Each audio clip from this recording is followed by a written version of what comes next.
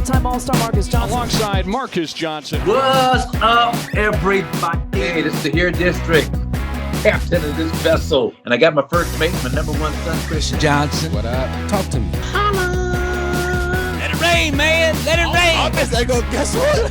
We're going back into the show Friday. Can't pass us all the breakfast. Can't pass.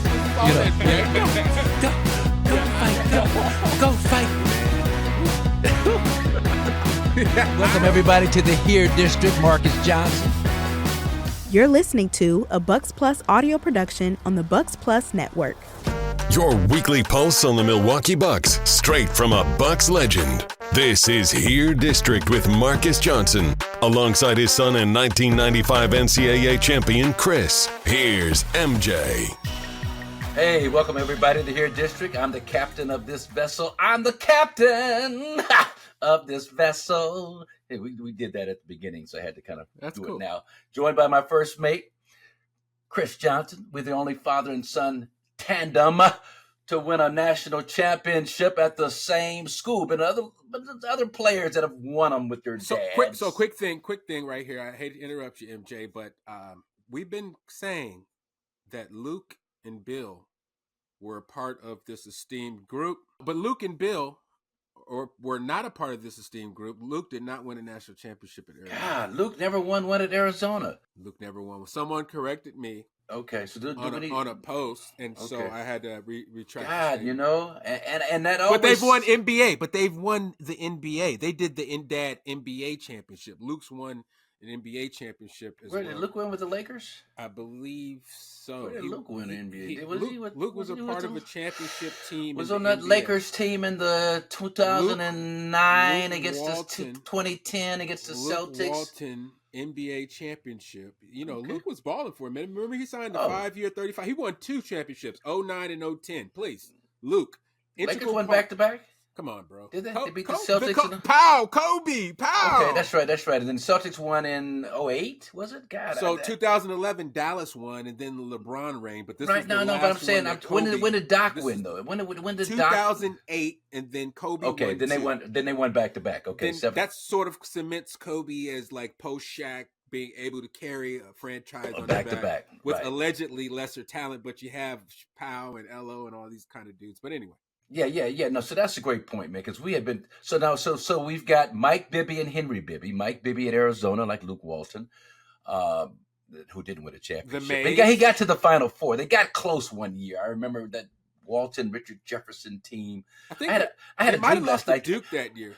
I had a dream last night that Channing Frye was throwing down these incredibly hard dunks on me. Channing Frye I was like, man, when did you start dunking so hard? He just laughed and walked away. I think I slapped you upside the head or something like that. Man, when you start dunking, Mr. Road tripping. Channing Frye was throwing down, man, that's a crazy dream. But anyway, I digress. So we got the Bibbies. We got Sean May and Scott May. Sean May at North Carolina. Right. Sean May at North Carolina. Scott at Indiana. Indiana. One of the greatest teams in NCAA was history. That team really that good, though? I mean, that's, 76, yeah, Bobby Knight. I mean, they were good. Quinn Buckner, Bobby Wilkerson. Did they beat y'all? They beat us the first game of the year by 20. Now, see, here's the story. The year before, they were undefeated or whatever. And Scott May broke his arm in the NCAA tournament. So they wound up losing to Kentucky my sophomore year. So the year y'all won it, they lost in the Final Four. They lost in the regionals. They lost 92-90 to Kentucky, if memory serves me correct. A hell of a game.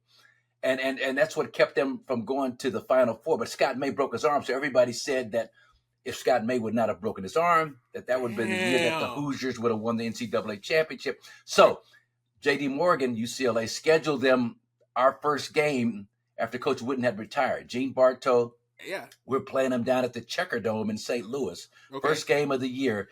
And this is after, 2 years of Coach Wooden, never thinking about the opponent, only worrying about ourselves, preparing to fail is failing to preparing to fail or whatever. We get these really, really thick scouting reports that we never had before, Kris, on the Indiana Hoosiers. And so Coach Bartow and Lee Hunt, also kind of a Southern twang kind of a guy, they've got verbiage in the scouting report like Kent Benson, meaner than a buzzsaw. Yeah. Wayne Rafford, he'll fight a junkyard dog, you know. Yeah. And so Gavin Smith, the late great Gavin Smith, my teammate who got whatever caught up Rest in a in whole peace. crazy thing. Rest in Rest in peace, G. peace. Smith. But Gavin looked at me and said, "What the hell is this?" You know, just wide-eyed. Gavin was that kind of dude. And another quick story before we begin. So we're playing Indiana. So we lose to the Hoosiers by 20. Okay. They throttled us 85-65 or something down at the Checker Dome. And floor was slick like a skating rink. It was just crazy. We play them again in the Final Four in Philadelphia. Damn. Semifinals. Richard Washington and me, we go to this tailor. He comes to us, this tailor in L.A. I want to outfit you guys for the Final Four. He hooks up these denim jumpsuits with sport coats to match. So we're rocking the denim. Richard had a powder blue. I had a dark blue denim on. Okay. So we're feeling it. And we played Indiana tough, got to within, I think, 6 or 8 at halftime. And as we're walking off the floor at halftime, we're all pumped up. And Bobby Knight goes and slams the phone down at the press table. He's mad at the officials. And so Gavin Smith looks at him. You know, Gavin had just played well that little stretch before halftime. So Gavin Smith looks at him. So Bobby Smith turns to Gavin and says, "F you, Smith." And Gavin says, "F you, Knight. F you, Smith. F you, Knight. F you, Smith." Just back and forth about 10 times going off the court at halftime. The craziest thing. They wound up beating us. Now, here to put a period on the story. The next game, the third place game, back in those days, they had a consolation game. We were playing against Rutgers. Phil Sellers, Mike Dabney, James Bailey, Eddie Jordan. They're 33-0 going into the tournament. They lose to Michigan in the semis. So they play us in the consolation game. Larry Brown is there from the Denver Nuggets. Gene Bartow starts me at guard, which he should have done against Indiana. Should have went with the big lineup. So who's in the backcourt? Me and Andre McCarter at guard against Rutgers. Richard Washington, David Greenwood, Ralph Drollinger on the front line. That's 7 feet, 6'10", 6'11". Me at 6'5", 6'6". Andre McCarter at 6'4". That's the lineup Gene Bartow should have started against Indiana. Anyway, I had like 33 and 17 rebounds against Rutgers, and that's when Larry Brown wanted to draft me in 1976. Not draft me, but sign me with the Nuggets. And that's why Phil Hubbard was always cool to me whenever I ran into him through the years. He's really? always been major love. Phil Hubbard. Phil Hubbard, yeah. Shout out Phil Hubbard. Michigan lost to Indiana in a close game in the Final Four. Indiana wins the championship. Last undefeated team in college basketball, 33-0, blah, blah, blah, blah, blah. Anyway, so let's get back to us. With all that being said, now we're just a fount of basketball information. So people that listen to this show, you know, I can go off. I can go off and just go down different directions. But man, that stuff really brings back great memories. And speaking of great memories, this first year of Here District, it's been awesome. Man, we've been blessed. You know, this is the season of blessings, Kris, of sacrifice, of giving, of appreciation, of acknowledgement of those blessings. And we've been blessed, first of all, to have our first-class staff. Monas Khan, our producer, just outstanding job. Dylan, what's his other two names? Hunter Carter. He's got so many names. He got so many names. The DHC. The DHC. Dylan, Dylan, just terrific job in terms of what they've done. But also just the guests that we've had on this show, man, have just been elite level. When I think about some of the guests that we've had on this show, man, I don't know how many other podcasts on our level can rock on any level, really, but can rock the kind of guests that we've had over these past it's few the months. depth. It's definitely the depth of we are very deep with guests. Like when you look at the talents that we have brought on this show over the last 10 months, I mean, you're talking about high level executives in the NBA, doctors, team doctors that are, into the mental program. Hey, Dr. Craig Manning. Look, NBA legends, bro. NBA legends, all-stars, NBA champions, comic Josiah Johnson. I mean, we had so much variety, dude. Yeah. Yeah, and even like a Tom Corelli. I mean, just kind of a guy not a household name, but I was mentioning him on our broadcast because we win the championship in Vegas, the NBA Cup, and then we've got to play Cleveland like 2 nights later. And so, I'm talking about the schedule again, Tom Corelli, and we had a chance to get him up. So I mean, we've had top tier, top shelf, as Al McGuire used to say. Al McGuire grew up in parents or bartenders or something. So it's the top shelf stuff, that good stuff where they keep it the top shelf. Oh, that's why he used to sound drunk on the broadcast. The top shelf. We've had nothing but top shelf guests. And so what we're going to try and do here, we're going to have a draft between me and you. You got a coin in front of you. Want to have a coin toss? You got. People don't do coins, only Bitcoin, bro, and that's virtual. So okay, so we're gonna do rock paper scissors, and I raised you, so I know exactly where you're gonna go. So I'll be ready for you. So on 3, we're gonna do rock paper scissors. Who wins will get the number 1 pick. You ready? I raised you, so I got you. Well, it's a trick. So no, it's not a trick. It's not a trick. Okay. It's okay. Here we go. Ready? 1, 2, 3. That's paper. All right. You ready? 1, 2, 3. Yeah, I knew you were going to go rock sooner or later. I got paper. I covered you. So I win. Okay, so I got the number 1 pick. I knew you was coming to rock at some point. I'll let you have that. Yeah, no.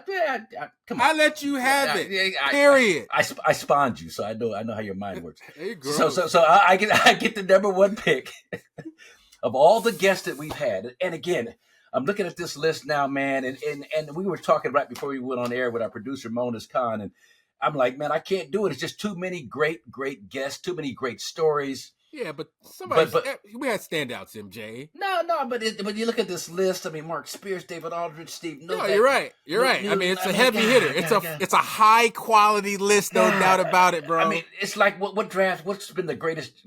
What draft has been? They're saying 96, 84, 96. They're saying 84, 96. 84 was Patrick Ewing and Michael Jordan. Michael Jordan, Kim Olajuwon. Who was second? Sam Bowie. Yeah, but it was a lot of guys. It was some Sam few guys. Bowie. But if you go, we'd have to break out the drafts to really go through. Yeah. They've, there's been some other drafts too that they're saying. Yeah. I think was it Steph's draft? No, KD's draft. I don't know. Well, man, look. LeBron's draft. No, LeBron's draft. 03 with Carmelo, D Wade, LeBron, Chris Bosh. Right. But look, this 1977 draft. I was just looking at this too. Except the Kent Benson thing. Look, no, all due respect to Kent Benson. All due respect, he throws it off. Yeah, he throws it off, man. Worse than Sam Bowie does 84. Yeah. Now, as a number 1 pick, I mean, LaRue Martin is widely believed to be your draft is trash. LaRue Martin in 1972 is widely believed to be the worst number 1 pick in the history of the league. I think not Jalen Rose's dad. Jalen Rose's dad, Jimmy Walker. No. Was he number 1? I don't think Jimmy Walker was ever a number 1 pick. My bad. I'm getting confused. Jimmy was a heck of a player, but LaRue Martin is the guy out of Loyola, Chicago. Had a great game against Bill Walton. Gave Bill about 30. Yeah, UCLA would always travel to Chicago to play Loyola and then play Notre Dame the next night, Friday, Saturday, back in those days. We stop in Chicago, play against Loyola, get a win, and then bust down to South Bend and play Notre Dame the next day. Usually night and afternoon. Crazy back in those days. But LaRue Martin gave Bill about 30, and everybody thought he was going to be just a can't-miss NBA player. But I'm looking at but I talk about 77 because I'm looking at the rookie averages for this year. And this is McCain from Philadelphia, who I've seen him a few times. He leads the rookies in scoring like 15 points a game. Yeah. I think when Malcolm Brogdon won Rookie of the Year, he averaged about 12 or 13. Him and Saric were the top 2. You realize Jared McCain is from out here, right? Is he? Yeah. He went to Corona Centennial. Bro. Okay. Yeah, I remember that. Yes, I remember seeing him play. He had back in the day. Yeah. I remember him. He got off against somebody that I liked. But my point is this: that 77 draft. Forget about Kent Benson. We had myself, 20-10, Walter Davis, 24.2, Bernard King, 24.2. Norm Nixon. James Buddha Edwards was like a late first round draft pick or second round pick. It was just a lot of really good talent in that draft. But anyway, so we're going to do our own draft. Okay. It's not hard, man. You see what NBA GMs and people, front office people go through when they're trying to make a pick. Yeah, when you got a lot of talent that you're trying to choose from, bro. Come on, bro. Yeah.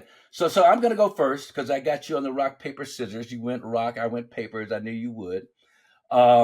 So my first pick is going to be, drum roll, please.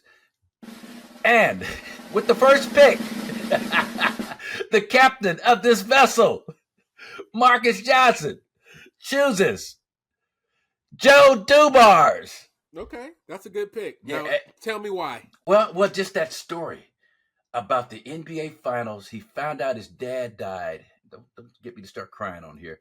His dad died. He wanted to come home and miss the final 2 or 3 games against the Portland Trail Blazers. You'll appreciate this. Dad has died during the game. He died first quarter of the game or something like that. And so I go back to the hotel room with my uniform still on. And this is immediately after the game. So I just put my warm-ups on over my uniform. I go back to the hotel. Before I go back, Marcus, the owner of the team, a guy named Bill Davidson, he says to me, got my jet. You can take my jet. You take it, do what you need to do. Okay. So I go back to the hotel, Marcus, and I call my mom. I call Natchitoches. And I say, she said, she was like, your dad held on as long as he could. I don't know. We have that conversation. Right. So I say to her, Marcus, listen, the owner has given me his jet. This is a Sunday afternoon game, game 3. Now we are 2-1 in the series.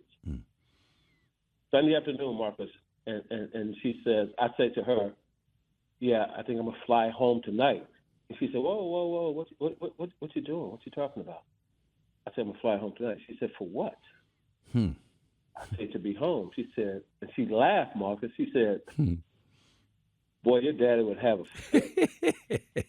He'd have a fit if you talked about leaving your job. Oh.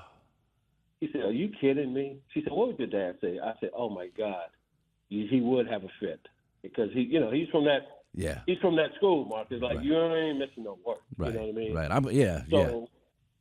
So she says, Mark, I get chills telling this story every time. So we're up 2-1 in the series. He said, when's game 4? I said, Tuesday. She said, when's game 5? I said, Thursday. She said, okay, this is what we're going to do. You're going to stay there and you're going to play game 4 on Tuesday. You're going to play game 5 on Thursday. You guys are going to win both of those games. You're going to close the series out. And then I need you to fly home Friday morning to lay your dad to rest. I'm saying, like, you know how hard it is to win in the finals on somebody, to sweep somebody on their home court like 3 straight games. Like, she said that with such confidence. She wasn't saying, like, I hope you guys. She just said, here's what's going to happen. Wow. You're going to win Tuesday. You're going to win Thursday. I need you to be home Friday. I'll see you Friday. Yeah. And this is exactly how it played out, Marcus. How'd you play? So how'd you play? Marcus, I think that was in 29 for the first 3 games. And then after that, I think I averaged, like, the next 2 games, like, 12 or 14, 15 points. Sure. Just wasn't the same. Yeah, sure. And I could imagine your teammates were aware of that. They knew they had to pick up the slack, and that kind of thing can have a galvanizing effect too. I mean, just in terms of, Isaiah grabbed me before game 4. He grabbed me in the locker room. He said, I got you. I said, he said, I got you. Don't. I got you. Boy, he went to work. Yeah. He went to work. He went to work, man. He's from Natchitoches. I'm from Natchitoches. I spoke at his high school banquet. His principal was a good friend of your grandfather, my father, growing up. And so then he reached out to me. He heard I was in town when Joe was a senior in high school before he went to McNeese State whenever that was in the 80s, and asked if I'd come by and speak at their banquet. I went by there, gave a little bit of a talk. He introduced me to Joe Dumars. This is our best player going to McNeese State. He's going to be a heck of a player. He was skinny at that time, big old head. I'm like, okay, Joe Dumars, whatever. But kind of had him on my radar. But that story about his dad dying, and when Joe told it, so I got to do it justice too, and we'll take a look at it too. But Joe was crying, man. Joe teared up on this show and got really emotional talking about it, and we just appreciate. And that's what I think people have told me that stands out about this podcast, is that we were able to get those kinds of emotions, draw that deep emotional content from our guests that few podcasts can go there. So Joe Dumars, because of all those reasons I just mentioned, Kris, is my number one pick, man. Love Joe. That's a great pick. That was a great interview. Yeah. So with the second pick, I enjoyed the Bob Myers interview. Okay. I thought Bob was really good, really candid. I love the story. The Cabo story was pretty funny. The birthday story. My God! I've been trying to pry this Mexican spring break trip you guys. I forgot about that. And he just refuses to give me. It wasn't anything to really be proud of. To be honest, I think it's a lack of recollection. Like we don't remember. His brain cells burned. Just disintegrated. I'll tell you what. On that trip, I've told this story. So. We did, Kris and I and a couple other teammates from UCLA, we went down to Cabo San Lucas, normal college spring break stuff. Yeah. So it was fun. We had a good time. So my birthday was always right around spring break. Okay, so this is the payphone era for the kids listening. We used to have to go to payphone. So we all went out to TGI Fridays, and I told the guys, I said, it's my birthday tonight. And they said, that's great, let's celebrate. So all day we're drinking at the beach, and we go to TGI Fridays, and when it's your birthday, they give you the sundae and the candle and the whole thing. So we did all that, and I woke. I said, "This is a great birthday." We all went to bed, and then I woke up the next day. I said, "I forgot to call my parents on my birthday." So I go to a payphone. I call my mom and dad. I said, "Hey guys, I'm sorry. I just forgot to call. We were out." And my mom goes, "Son, it's your birthday today." Marcus, I ran back to the guys. I go, "Guess what? We're going back to TGI Friday. We're getting another Sunday. We can do it all over Which again." is, you get a call from your kid and they don't know it's their birthday on spring. That's not perfect. No. That's not a great story. But all good fun. Yeah, all good, clean fun. That was nice to get all of that out on air. And plus, it was in person. I love all the interviews, but I have something on pretty much every interview, but I'll take Bob. Okay. So Bob is your number one pick. That's a good one.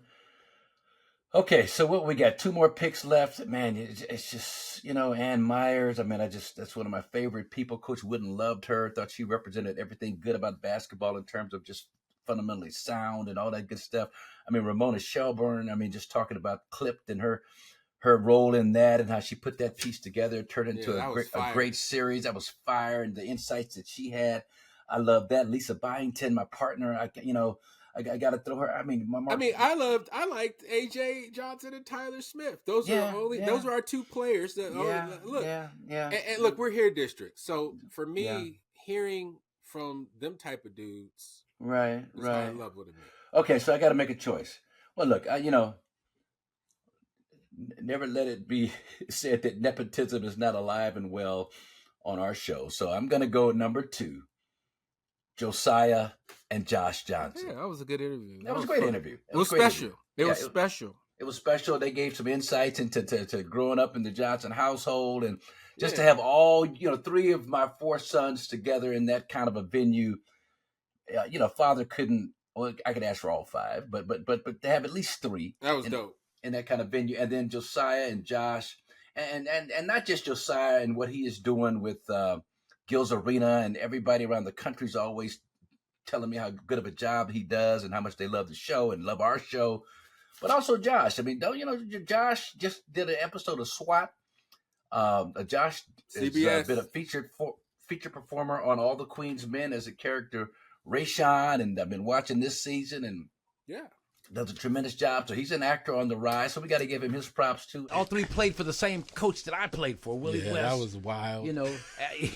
But was there any more pressure? So now it's twofold. So you take Dad and everything he did, and you take everything you did at Crenshaw as well. 2-time state champion, City Player of the Year. You both, I think, first father and son to be City Player of the Years in L.A. I'm coming in late bloomer, and I remember, Dad, you always used to try to get me to stay back a year. That was like your thing back then. I was not feeling it under any circumstances. Like, I'm not staying. I'm not going. I don't want to be a holdback. I'm too smart for that. Whatever. But coming into Crenshaw as like a 5'7" freshman. Yeah. So I'm like 5'7", like 160 as a freshman. I didn't realize that. And he was like, "All right, you trying out for varsity?" I know he wasn't. But went up there in the summer, like played some pickup, was doing well, but go out there. Everybody's 6'4", 6'5". That's tough. I didn't realize you was only 5'7" as a freshman. Gangsters, hustlers, all that good stuff. All that. I'm 5'7", like, yo, what am I doing out here? So ended up had a different route than you guys. Was there for 2 years.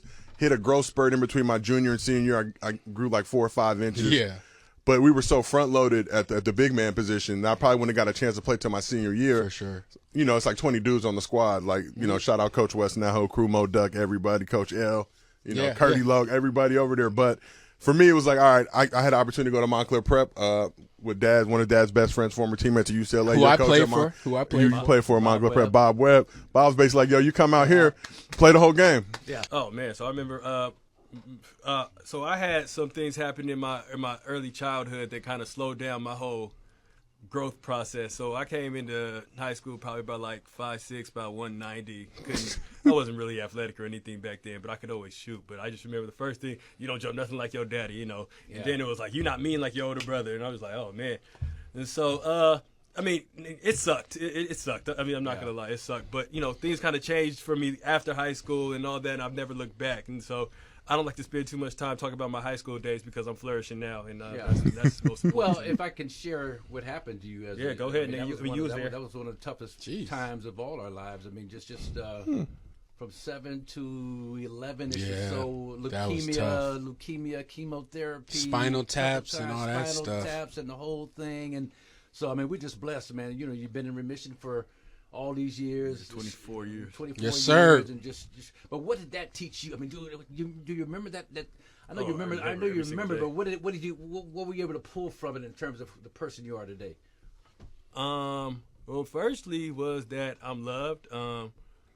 I remember just kind of like vaguely like the first time I seen tears in your eyes, and then I remember Kris was missing a lot of practice, coming to see me all the time, and you know I'd wake up, Kris would be right there.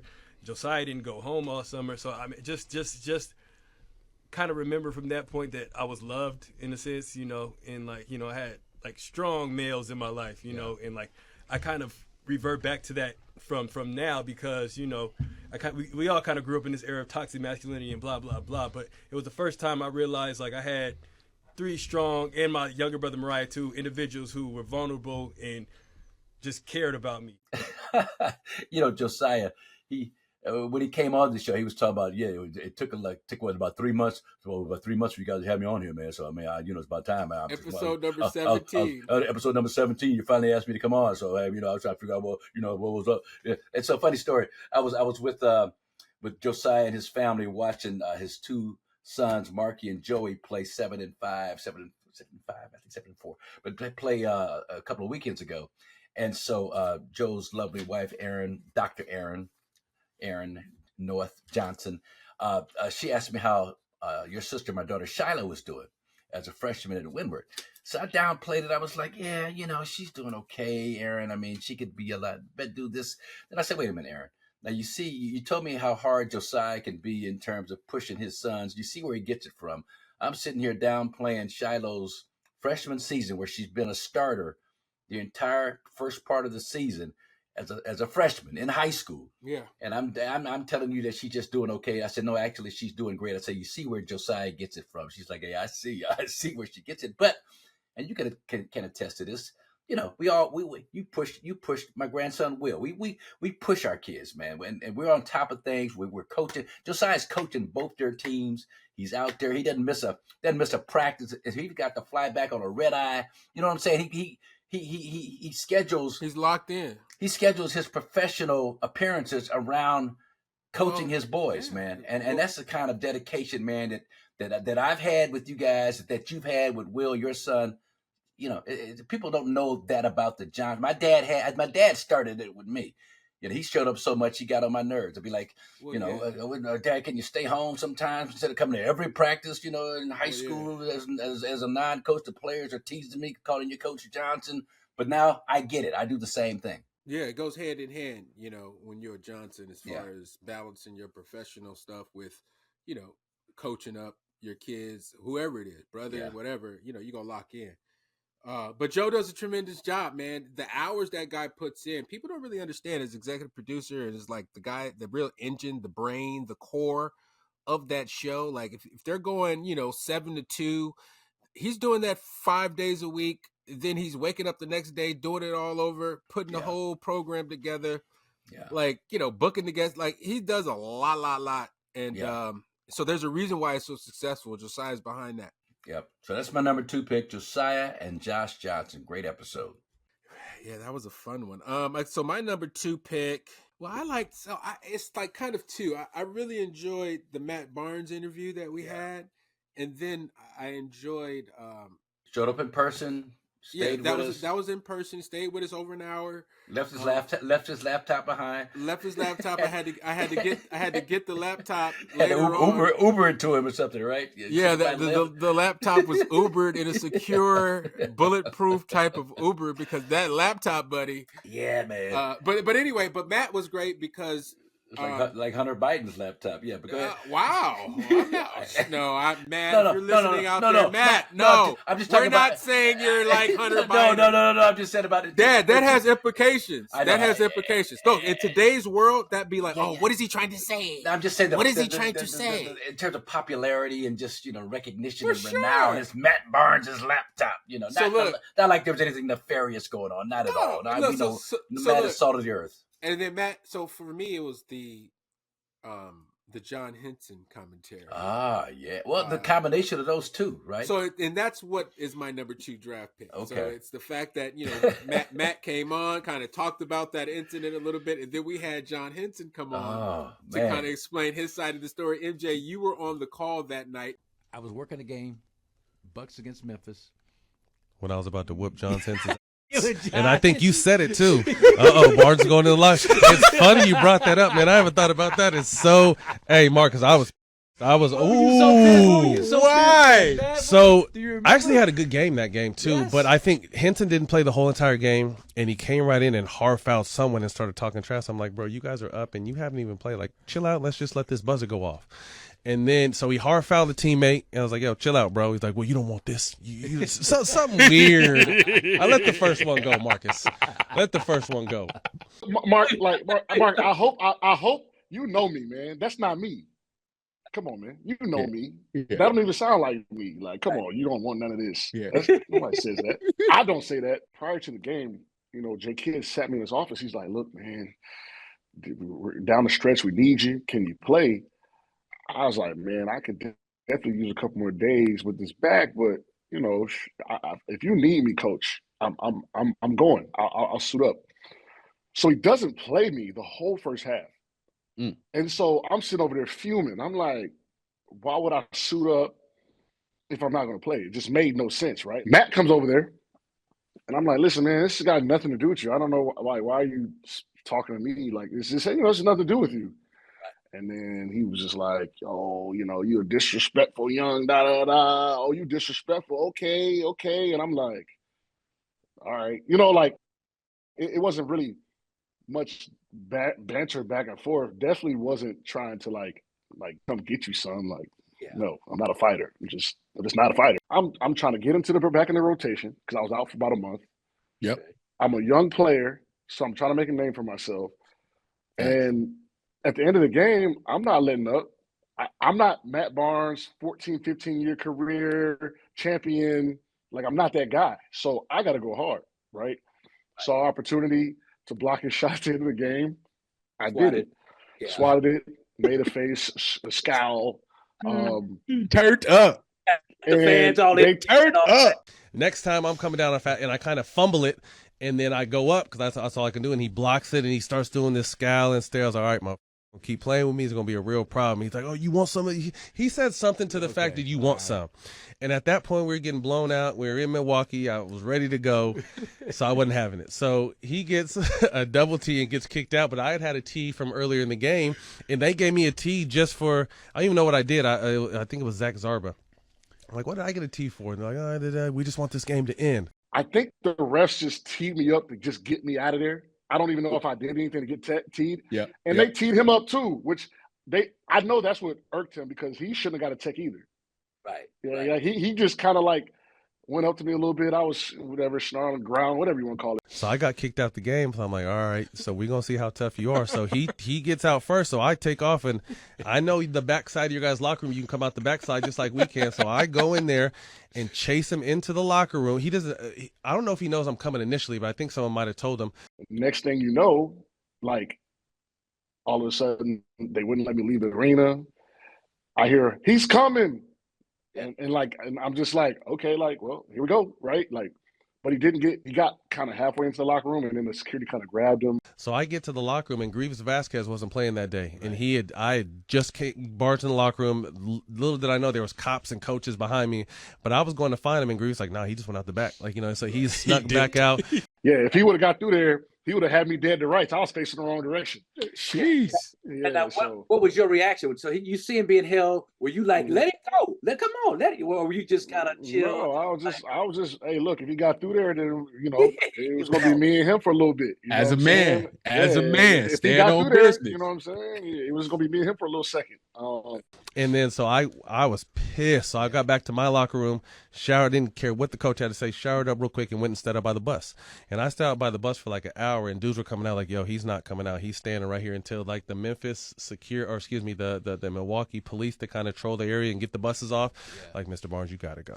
Like I made the bus wait. Now, like I wanted to see what he was talking about. I hate that narrative. Like I was scared to leave. Yeah. Mark, they took my keys. They wouldn't let me leave the gym. They took the keys of my car. They're like, you can't go. Yeah. Sorry, sit down. I don't have any ill will towards him per se. Like, that's just how basketball goes sometimes. But yeah, there was definitely one of them situations where just, tempers flared and it's an emotional game. I was having a bad day. He might have been having a bad day too, and it was the right time. I just find that story just to be so funny. Yeah, because of Matt's personality. I mean, just how he was getting down and just running into the tunnel. Oh my God! I mean, you were on air. I mean, your commentary really made that entire episode even more hilarious. He went looking for John, and John, John, to his credit, was like, no, I wasn't running, I wasn't hiding. But they had security back there. And John was like, it was done as far as I was concerned, and I didn't realize he was taking it all that serious. So that's where we applaud our producer, Monas Khan, for just packaging, those two elements together, man. Having that thought, even thinking to do that. That was fantastic.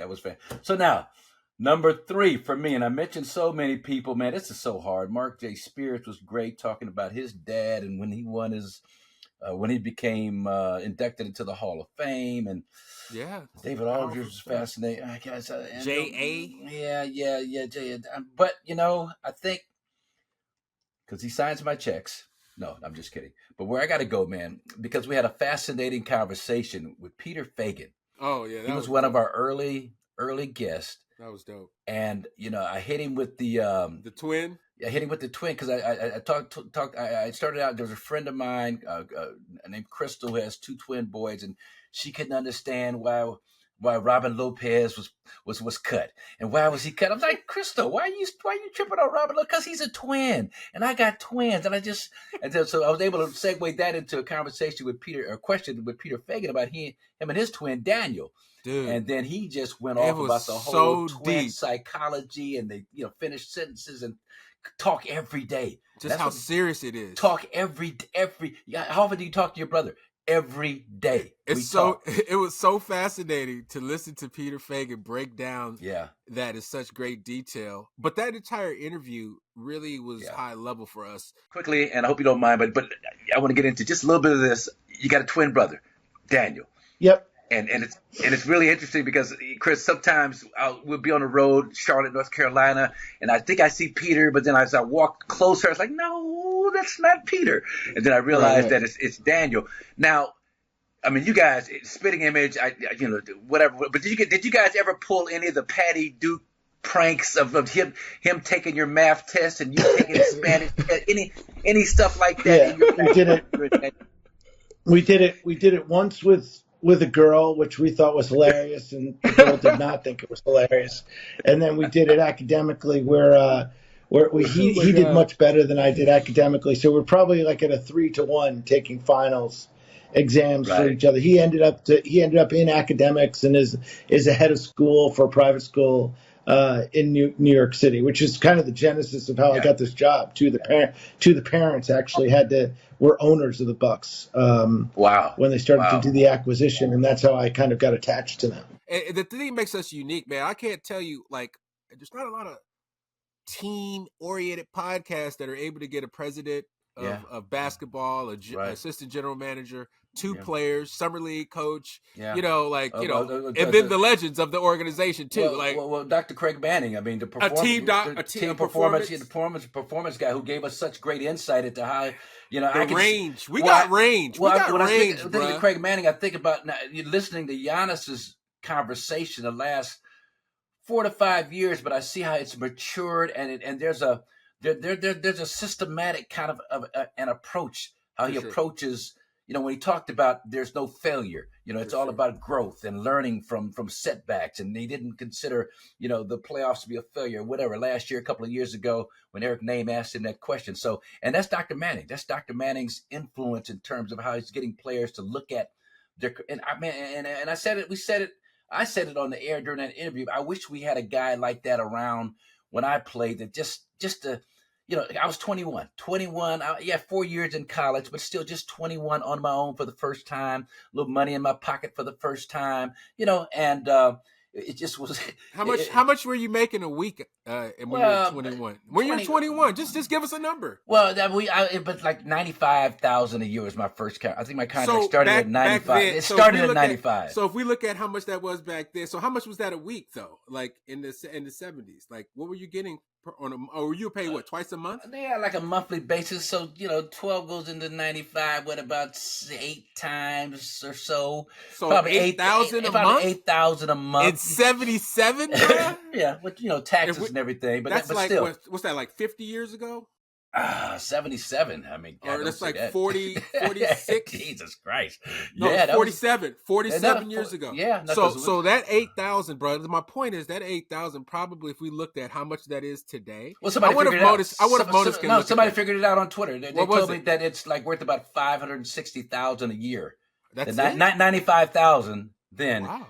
Is equal to about $560,000. Wow, they had you on a bargain in today's dollars. And that's a rookie contract. That's a rookie contract. That's a rookie. But again, money in my pocket and being on my own, being in a city in Milwaukee that just being honest, it was a big letdown from Los Angeles and coming in. Wow. Well, Milwaukee compared to Chicago, New York.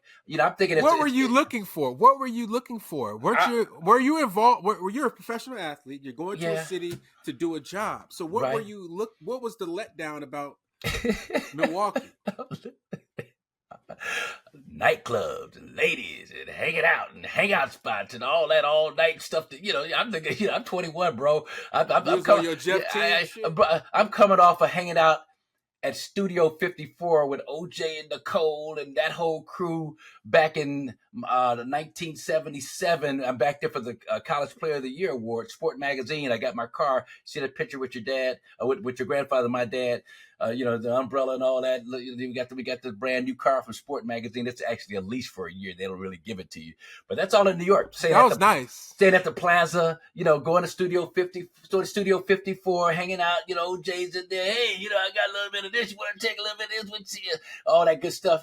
And so that's what I'm used to. L.A. hanging out, with Dr. Jerry Buss and and Warren Moon and Ronnie Lott and James Shaq Harris and the Troubadour and the Oscos and all the live spots. So Milwaukee, was it at that time was more tavern than disco. Tavern than disco. So it was a letdown. Plus it was cold, Kris. My first winter here was the coldest winter they'd had in 20 years. My second winter here, they got more snow than they had in 30 years. So what was the first winter that I came out there? Because my first memory of Milwaukee was that my face was burning when I stepped outside. Was it during that Yes. close? Okay. So that makes sense. Because it was like, I couldn't believe how, I was like, my face started burning as soon as I stepped outside. Yeah, see, I had the house on Greenwood and right around the corner from Junior Bridgman and Sidney Monaco. We all lived within what a stone's throw. This is Glendale. Glendale, right outside of the downtown Milwaukee. This is where Nicolay High School is, where the kid from Atlanta, Johnson, the great Jalen Johnson. He went to high school at Nicolay, but right around the corner from Nicolay High School, right there off of Good Hope Road in Wisconsin. And so that was when you first came out. I had the Bucks little backboard and hoop on the door, and you just would play with the sweatband. Had the greatest little form at how were you, 4 years old or something, great form, 3 or 4 years old, and that's when I knew you had potential to do something. But anyway, so Craig Manning, that's what I was talking about. So what am I doing? Am I picking a third Or I think the third is on me, right?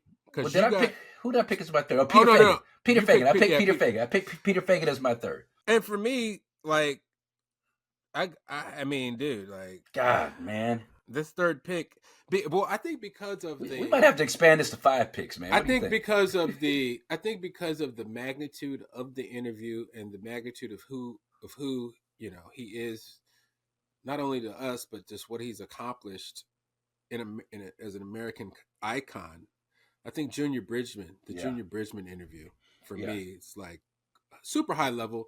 Talking to not only an NBA owner but someone that's was ahead of the game on business to a level that no other NBA player has ever gotten to, other than like what Jordan and like Vinnie Johnson. Like he's up there with like the heavy hitters. And just to sit and talk to him about the Louisville connection and Coach Crum and how the UCLA thing was, and then hearing you guys just go back and forth about just how you were able just to kind of recall his memory about a lot of stuff. Right. Like that was a really personal and fun interview for me, just to kind of be a fly on the wall and listen to. NBA ownership.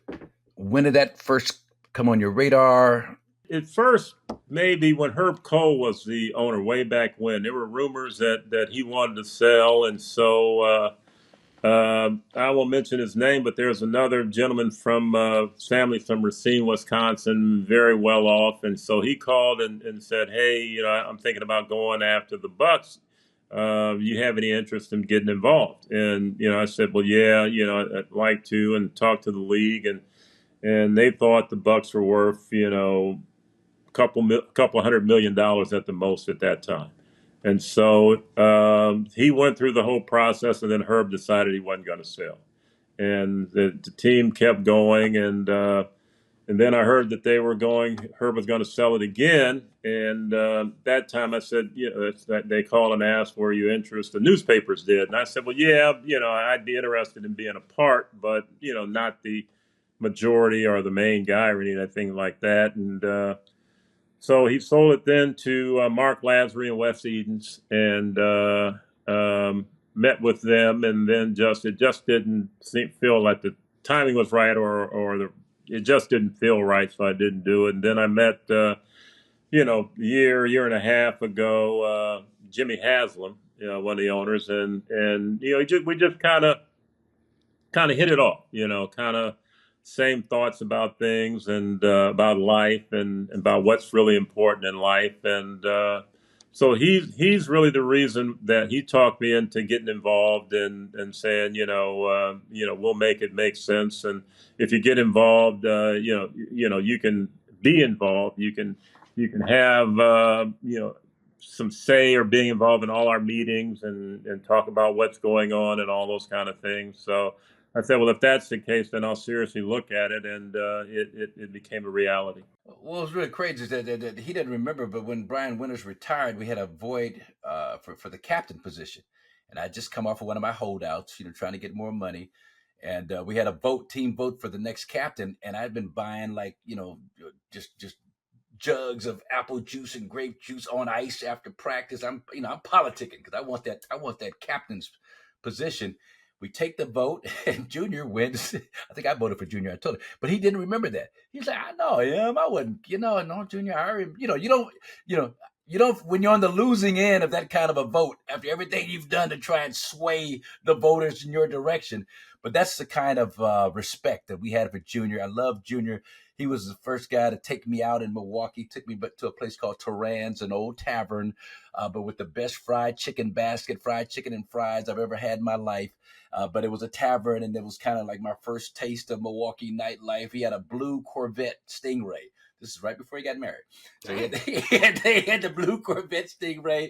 We were rolling in the blue Vet, in Milwaukee. I'm like, okay, this is cool. We pull up to Turan's. I'm like, okay, but it was, but he was a terrific friend all through the years, man. And just to see him do what he has done in the fast food business with Bridgman Foods, but then to segue that into Coca-Cola ownership, bottling plants internationally, and then as an owner of the Milwaukee Bucks, man, I just, I get misty-eyed thinking about just watching all the good things that have happened to him, and it couldn't have happened to a better person. He's just he's the kind of guy, and he, I'm probably talking out of school, but so now, I never asked any of those guys to borrow money, anything like that. But with Junior, I always want to throw ideas by him, and so I had an idea for a game, a video game about this bike rider, a BMX bike rider, Nigel Sylvester, this young brother out of New York, really, really high level bike rider. And so you don't remember we worked on. So we worked on. I'm telling this for the viewers. We worked on all that. Well, make sure you make them understand that I was actually involved in this. The person that you're talking to. Right. So Nigel Sylvester, we got this thing going. So I go to Junior, run it by him, and so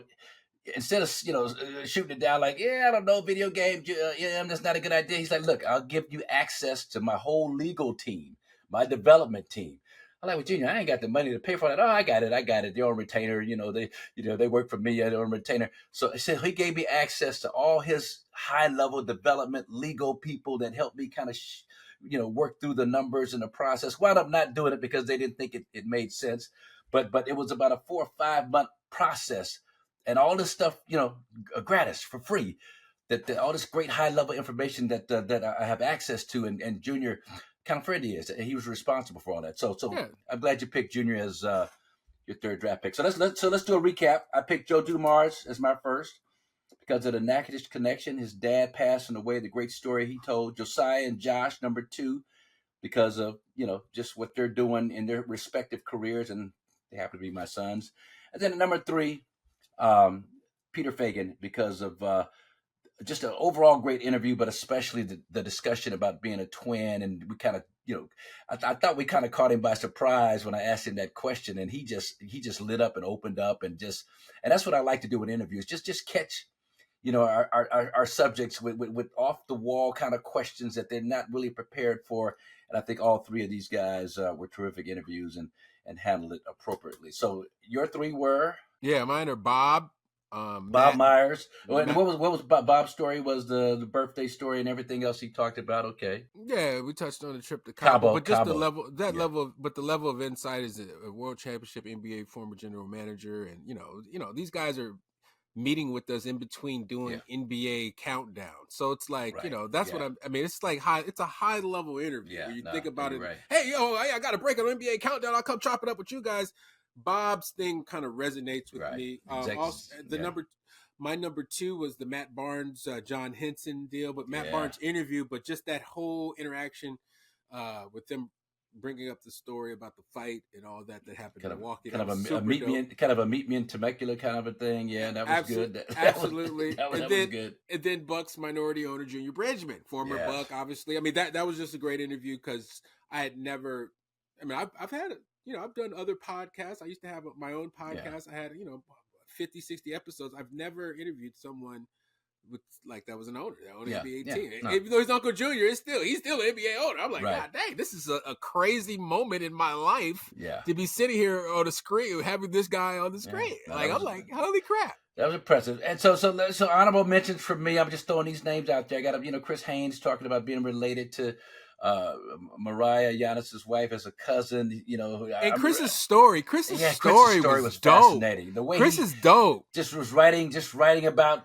I don't know what it's called, but that not even any kind of high level journalism. But then somebody paying said, his own way. Go to Portland.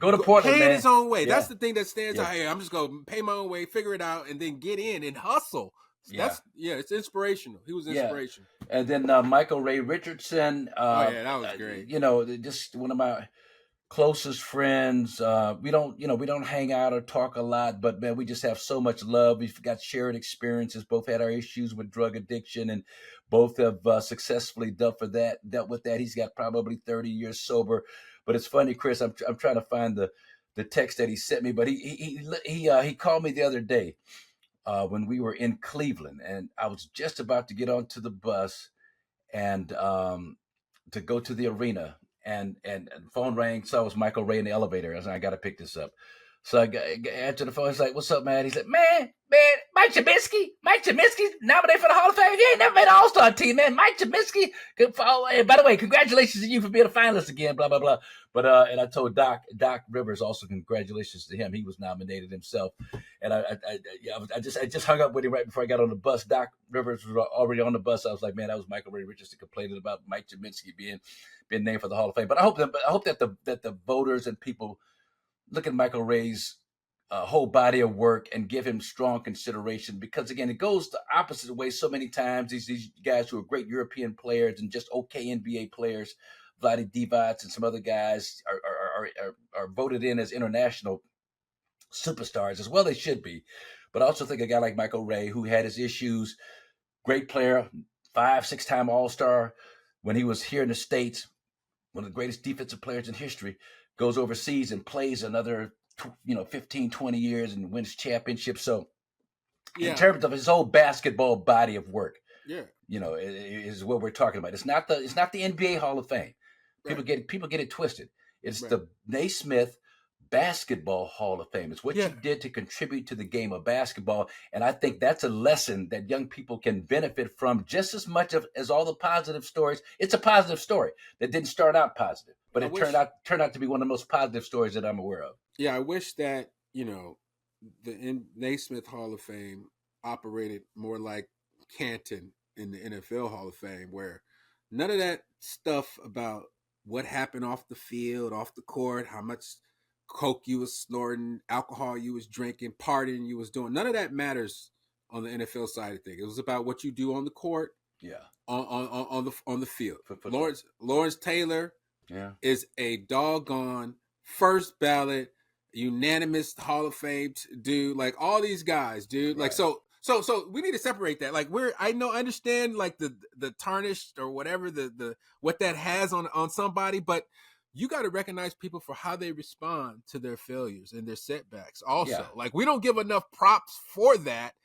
You know what I'm saying? Like we got to start to look at that and say, okay, show that guy some love. And, but to your point about the interview, I thought it was dope to be able to talk to Michael Ray about his son Amir, who is one of the best soccer players in the world. Is a midfielder for ACF Fiorentina in Italian Serie A, and just to get some perspective on how he came up and just to hear it from Pops, that was great.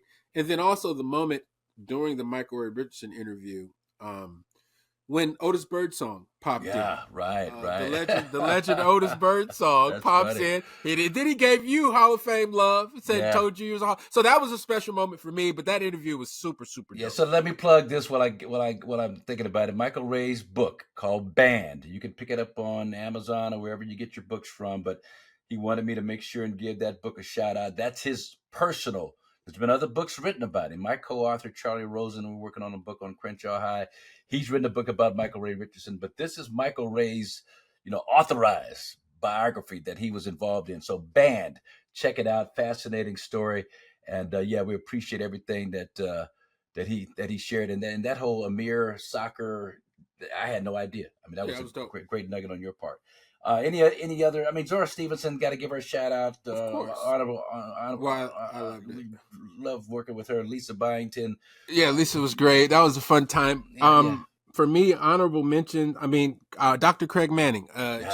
Just and then like Dr. Craig Manning was super deep. Yeah, because I love talking to like people like that. That's like I love having those conversations. I love connecting with those type of people, and the insight that he was able to provide us into how the high level elite professional athlete like a Giannis and these NBA guys operate. It's just it was dope. It was fascinating.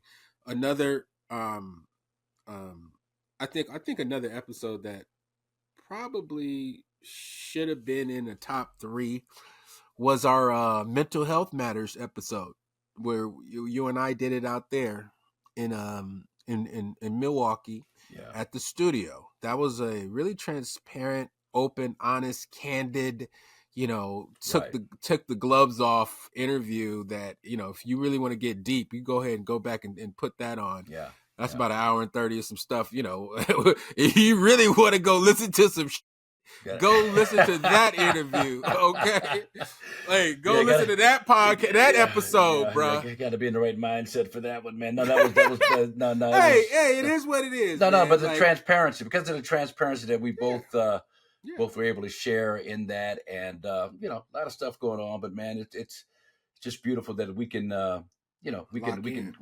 We can lock in, but we can share this platform that we've been sharing here for the past few months, and it's been a real joy for me, and I look forward to many more episodes in the future. So that's the draft pick. Is that it? Is that you gonna edit there? We're gonna cap it. We're not gonna, because I have one more. Oh well, go ahead, man. The Sidney Moncrief revelation about when he had remember at the dealership when he went to get his money. Oh wow, bruh!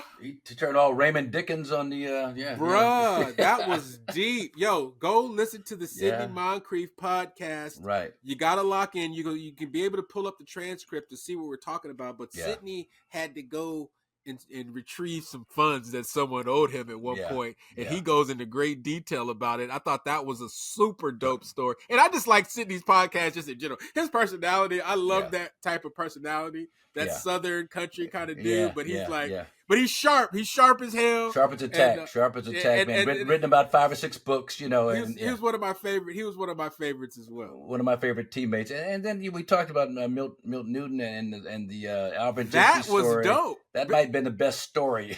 Think about it. Of just stories, basketball stories, Milt Newton tying up Alvin Gentry butt naked and put him in an elevator. When they're at the University of Kansas. Throw him in an elevator. He goes to the ground floor, and the elevator opens up, and all these boosters are down there at cocktail hour, and the doors open. He's getting there like, The imagery is sick on that one. I thought Milt's interview was really, really high level. Yeah, it's very rare you get the perspective of an NBA assistant general manager, right? That's going to break down moves, why they made moves, the different characteristics that he's looking for in players. Like we peppered him with stuff, and Milt was live. He was open. He was transparent. He wasn't, he gave us the goods, bruh. Yeah. So and so all of our NBA people that have come on, Eric Name, Jamal Collier, Chris Haynes, we talked about.